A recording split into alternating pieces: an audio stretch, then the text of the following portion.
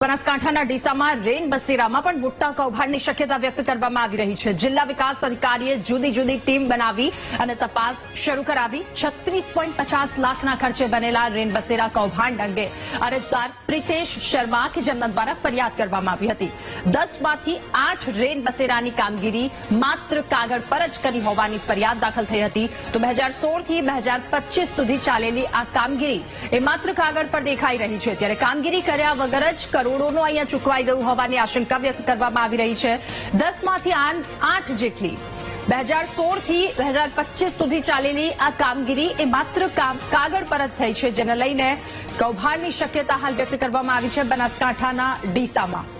વધુ માહિતી મેળવીશું। સંવાદદાતા રોહિત આપણી સાથે ફોન લાઈન પર જોડાયા છે। રોહિત, બનાસકાંઠાના ડીસામાં કૌભાંડ આખું રેન બસેરા સામે આવ્યું, શું વધુ વિગતો શક્યતા વ્યક્ત કરવામાં આવી રહી છે? જી રાધા, ચોક્કસથી વાત કરવામાં આવે તો જે રેન બસેરા બનાવવાનું જે કૌભાંડ છે તે 2019 થી અત્યાર સુધી ચાલી રહ્યું હતું। આ બાબતે જ્યારે સ્થાનિક જે જાગૃત નાગરિક હતા તેમના ધ્યાને આવતા તેમને તાત્કાલિક આ બાબતે સ્થળ નિરીક્ષણ કરીને માહિતી માંગી હતી, પરંતુ એક પણ જગ્યા પર 10 રેન બસેરા સરકારી કાગળ ઉપર તો પાસ થઈ ગયા હતા, પરંતુ સ્થળ પર એક પણ રેન બસેરો બનાવવામાં આવ્યો નથી। આ જે રેન બસેરો સરકારનો એક મુખ્ય હેતુ એ હતો કે ગરીબ લોકો અને પ્રવાસી લોકો માટે બનાવવામાં આવ્યો હતો, પરંતુ અત્યારે તો તેની જે ગ્રાન્ટ છે તે અન્ય હેતુસર વાપરી દેવામાં આવી છે અને સ્થળ ઉપર અત્યારે એક પણ જગ્યાએ હાલ રેન બસેરા દેખાતા નથી।